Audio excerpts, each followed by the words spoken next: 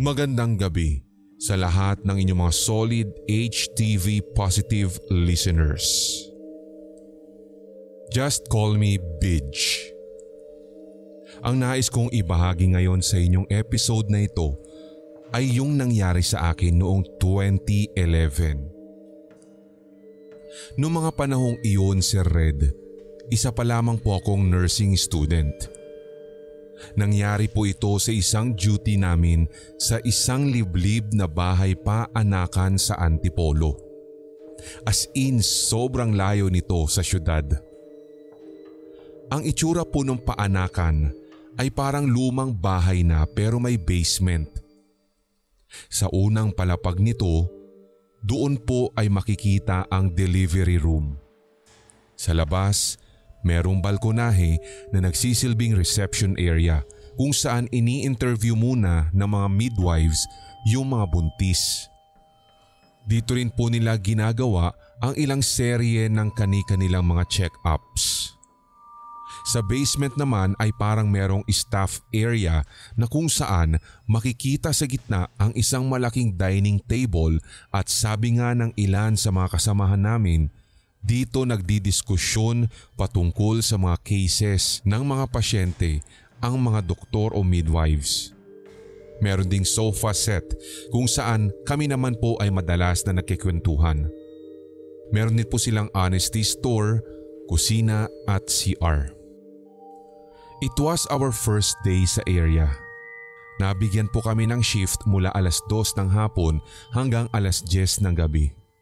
Sa dalawang grupo kami ng nursing students, bali 5 students per group, so 10 kami lahat-lahat na naka-duty sa naturang shift. Dumating po kami sa paanakan around 1:30 na ng hapon.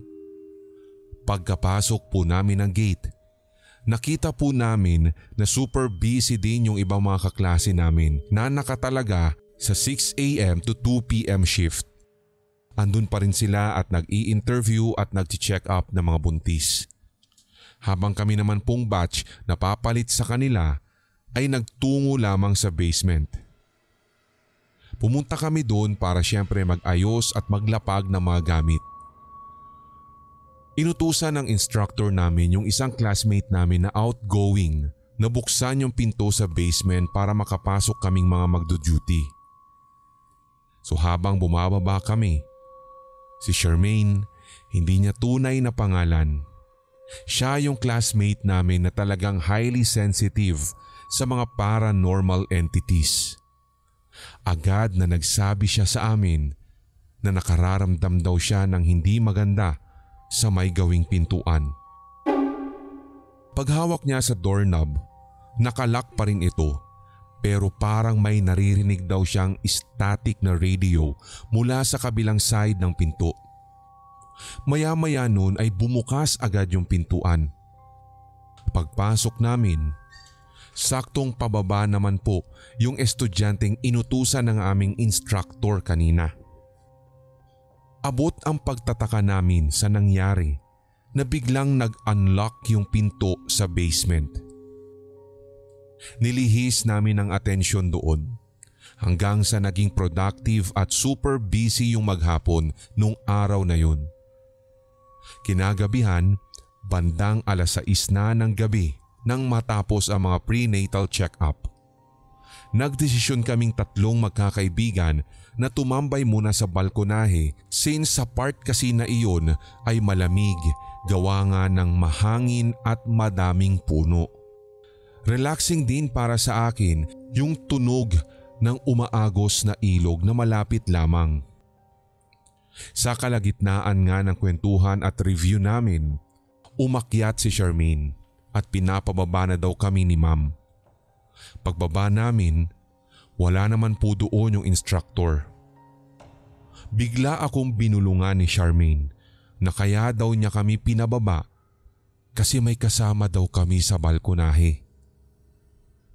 Very specific pa nga ang kanyang pagkakadescribe dahil sabi niya nakaharap daw yung babae sa akin. Natakot siya. Bago lamang kami sa lugar. Nagbabala pa nga po si Charmaine na hindi daw niya matansya kung harmful o harmless yung elemento. Pero most likely daw kapag bago kami sa lugar, malamang ay harmful iyon. And then fast forward. Makaraan ng duty namin, sumakay na kami ng aming service na van. Makaraan ng ilang saglit at ang mahabang biyahe, bumaba na kami ni Charmaine sa aming school sa QC. Muli ay binulungan niya ako nang nakita niya sapagkat simula daw nang umalis kami at sumakay sa van galing ng aming duty. Katabi ko daw all throughout yung babae. Ito yung sinasabi niya na nakaharap sa amin doon sa balkonahe. Pero nang malapit na daw po kami sa gawin ng masinag, nawala na daw yung babaeng yun. Talagang tinindigan ako ng balahibo sa takot. Pero ang ipinagtataka ko ay kung bakit sa akin tumatabi yung babae. True enough, yung buong duty days namin doon, talagang lagi ay parang may pakiramdam ako na nakamasid sa amin.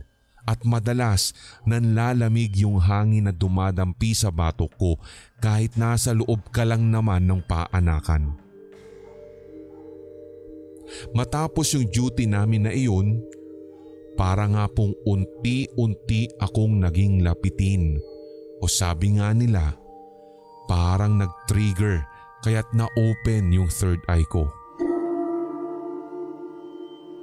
Ito naman pong susunod kong karanasan ay yung unti-unti o dahan-dahan na nagbubukas yung aking sixth sense. Compared sa iba, masasabi ko na itong third eye ko ay may kahinaan. Nagkakaroon din ako ng mga kakaibang panaginip matapos yung karanasan ko sa unang kwento. Nakakaramdam at nakakakita ako although hindi siya masyadong klaro. Parang halos usok at anino lamang ang palagian kong nakikita. Madalang lamang yung talagang solid na multo o espiritu pero karamihan sa mga engkwentro ko ay malausok at anino at ito ay nung nagtrabaho na rin ako sa isang ospital. Itong ihikwento ko po sa inyo ngayon ay nangyari noong December 2016 habang ako po ay naka-duty sa isang public hospital bilang pediatric nurse sa intensive care unit. Sa loob ng pediatric ICU Sir Red ay may grade school at adolescent patients din kami. Karaniwang sakit nila at that time ay dengue habang yung iba ay connected sa heart disease. Madalas namin silang kausap. Una para hindi sila mabagot sa loob ng ICU at pangalawa para maka-establish din po kami ng koneksyon sa kanila. Para hindi rin po kami mahihirapan kalaunan na magpainom o kumbinsihin sila na painumin ng gamot.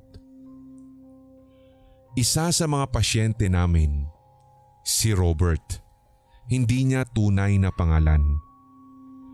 Walang kaabog-abog na nagkwento siya sa amin na may nakikita daw siyang nurse na palagi nga daw pong nakatabi sa oxygen tank niya tuwing gabi. Nagtaka naman po kami doon kasi malayo sa nurses station yung mga oxygen tank. Pinadescribe tuloy namin sa kanya yung binabanggit niyang nurse. Ang sabi niya, naka-black na scrubs daw tapos kalbo. Siyempre noong una pa lamang at matapos niyang inamin ito ay talagang nagtaka kami. Ang coded scrubs sa amin ay yellow at wala din po akong natatandaan na nurse na kalbo. Kinabukasan po nun, nag-iiyak si Robert. Yung nurse daw na nakita niya ay nasa pader na daw sa gawing sulok at parang dahan-dahan daw itong nakadikit at umaakyat sa dingding na parang si Spider-Man. Iyak siya ng iyak dahil sa labis na hilakbot. Hindi ko masyadong pinapansin yung kwento niyang iyon dahil baka naalimpungatan lamang po si Robert or nananaginip lamang. Napatahan din namin siya at napakalma sa wakas hanggang sa nakatulog siya muli. Ako bilang isang skeptiko at nakaranas na rin kahit papaano ng fair share sa horror stories ay hindi ako mapakali.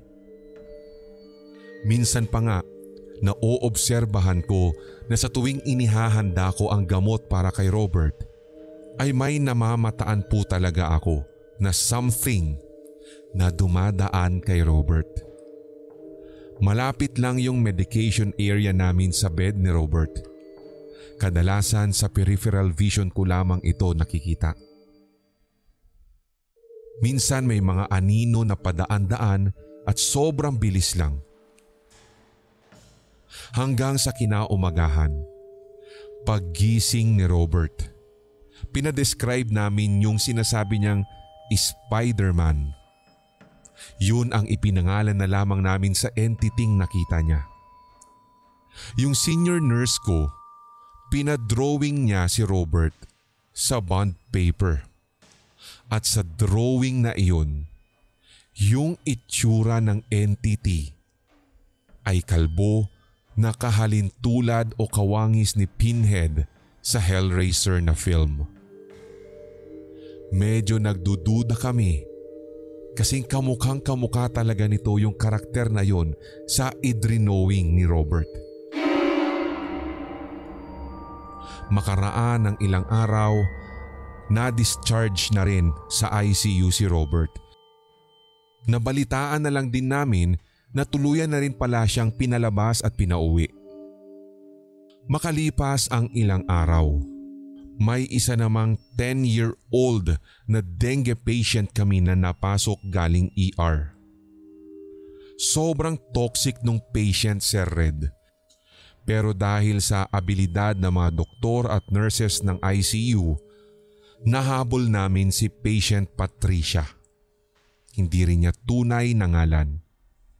Nahabol namin ang kondisyon niya at unti-unti na rin gumaganda ang vital signs niya. Nag-i-improve din ang mga lab results niya. Nung mga araw na nababawi niya na ang kanyang lakas, as in na caught off guard kami, Sir Red, sa unang tanong niya. Sino yung kalbo na nurse na daan ng daan sa paanan daw niya tuwing gabi? Actually, ilang gabi na rin daw niya itong napapansin at meron nga daw pong pagkakataon na tumatabi ito sa kanya. Doon daw siya talaga natakot ng lubos kasi kitang-kita niya nang malapitan yung mukha nito. So pinadrawing po namin sa kanya yung itsura ng tumabi sa kanya. And to our surprise, parehong-pareho po sila ng description ni Robert. So dito na ako natakot. Kitang-kita ko rin sa mga kasamahan ko ang totoong hilakbot.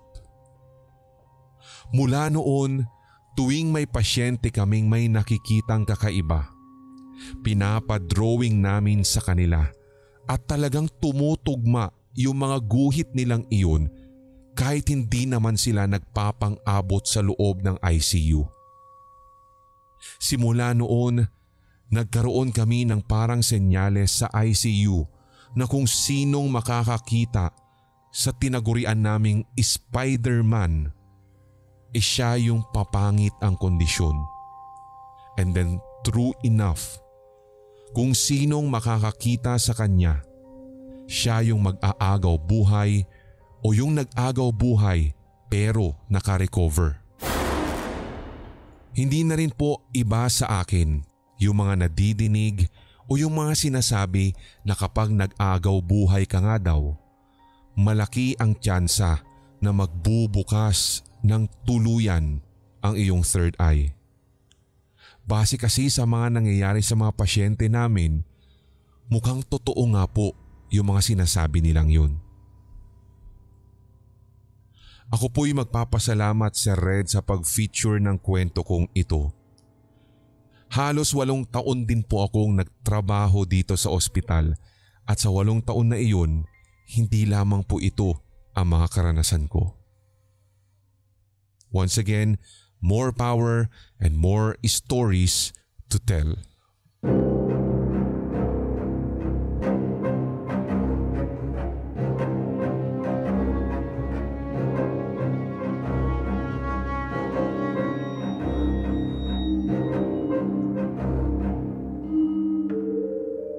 Na-discover ko lamang po kayo Sir Red nang minsan pong nagbabrowse ako ng mga horror podcast sa Spotify.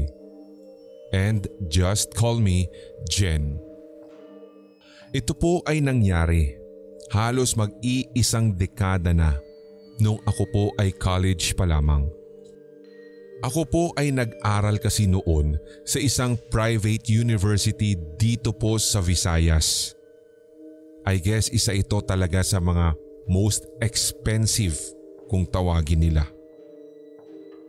Kung hindi ako nagkakamali, nasa senior years ko na po nang maganap ito sa isang subject namin. Kami po kasi ay kadalasang nagkaklase sa subject na iyon sa 4th floor ng isa sa mga buildings ng campus. Ang schedule po namin dito noon ay 7:30 to 9 o'clock p.m.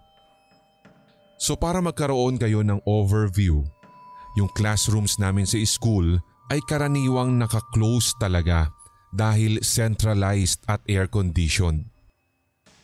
Bawat pinto sa mga classroom ay meron kang maliit na glass na pwede mong silipan, and I don't know kung nagigets nyo po yung ibig kong sabihin, pero transparent yung parang glass na window na head level lang para anyone can peek sa loob to see who's inside. Isang gabi nun, nagkaklase kami when suddenly nagka-brown out. Siyempre sabi ko nga, medyo mamahalin yung school na yon, so binuksan nila ang generator. Nakita namin na unti-unting nanunumbalik ang kuryente sa ibang building sa tapat ng building namin after about 5 to 10 minutes. Pero ang nakapagtataka, yung sa amin ay hindi pa. That goes without saying na nag-stop din yung prof namin sa pagkaklase.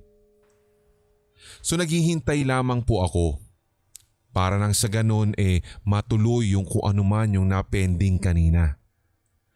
Nakatingin lamang ako doon sa maliit na glass window sa labas, and at that moment, parang natulala talaga ako.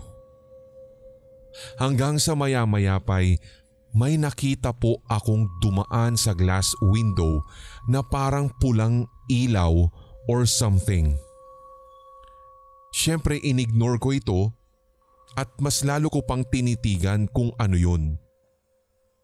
Maya-maya, doon ko na-realize na yung person or something na iyon ay patungo sa direksyon kung saan naroroon yung emergency stairs. Yung classroom namin yung last room sa 4th floor na kung saan malapit sa emergency exit stairs, yun yung mga nasa dulo na. So, there should not be any reason for them to pass by that area kasi baka masita sila ng security na always roaming around. So nawala siya sa isip ko nang bumalik na nga yung power and we went on with the class. Matapos ang klase, umuwi na rin kami ng kaibigan ko. Noong nasa jeep na kami pauwi, nasabi ko o nakwento sa kanya yung nakita ko sa pinto. Siyempre hindi naman siya natakot actually. In fact, mas naisip naming i-report iyon sa discipline office the next day para ma-review yung CCTV. At nang sa ganun din ay ma-check kung meron ngang mga estudyante ang gumamit ng emergency stairs kahit wala naman talagang emergency. Months passed at isang hapon iyon habang naghihintay kami ng aming chem lab class. Dumating yung classmate namin na member ng school paper at since November na nga noon, always naglalabas yung school paper namin ng porsyon patungkol sa mga horror stories.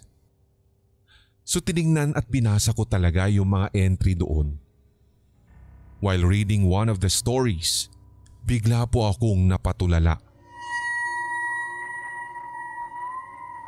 Isa kasi doon sa mga kwentong nabasa ko ay nangyari sa room na katabi ng room namin sa English class sa 4th floor.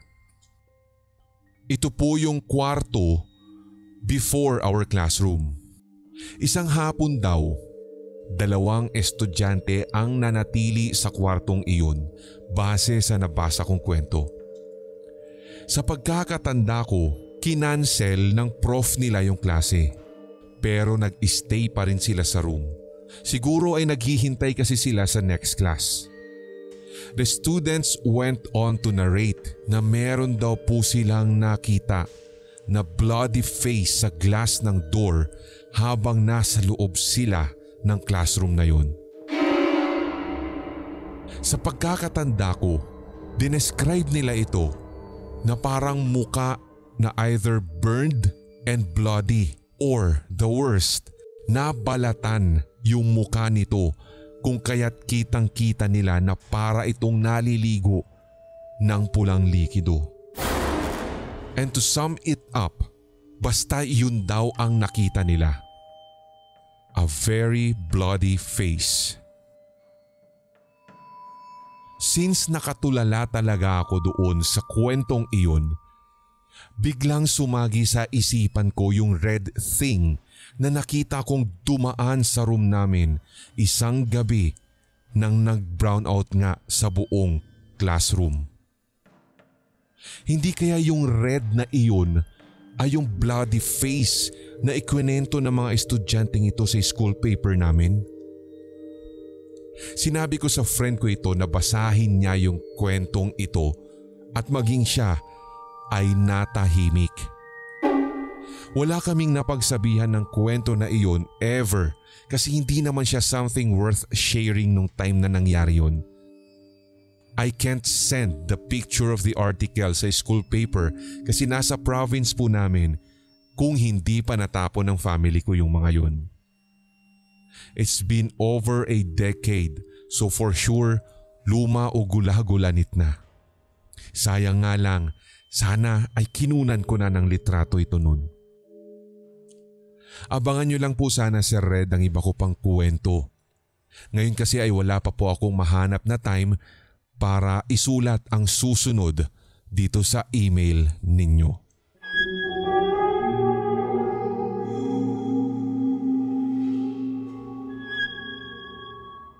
Magandang gabi po sa inyo.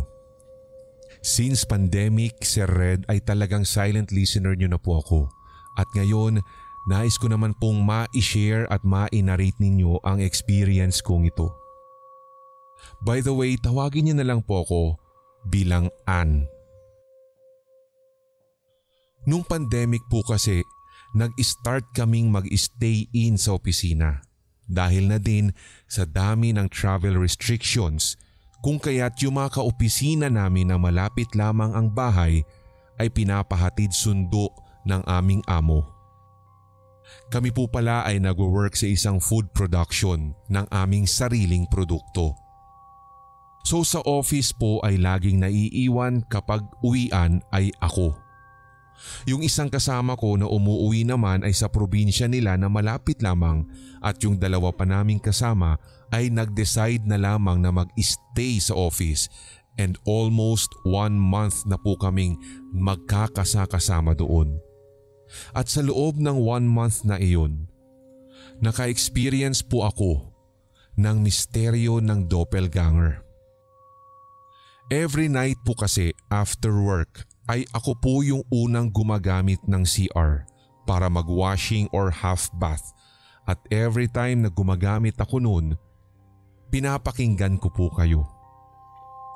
Yun talaga'y nakasanayan ko, so habang nakikinig, naliligo. Since kapapasok ko pa lamang ng CR noon, hindi ko pa po talaga totally na isasara yung pinto. Feel na feel ko pa nga po yung paghaming nang lumingon ako sa aking likod. Nakita ko doon yung kasama kong bakla na nagpapaiwan din po sa office. Nung time na iyon ay sobrang gulat ko pa at grabe yung kabog ng dibdib ko dahil sadyang dumungaw lamang siya at bigla na lang nawala. So hinabol ko siya. Lumabas ako ng CR at tinanong yung iba ko pang kasamahan at iisa lamang yung sinabi nila sa akin. Hindi daw nila nakitang pumasok sa office yung kasama naming bakla. Yung office kasi namin, Sir Red, ay literal na para talagang isang bahay na ginawa lamang na opisina.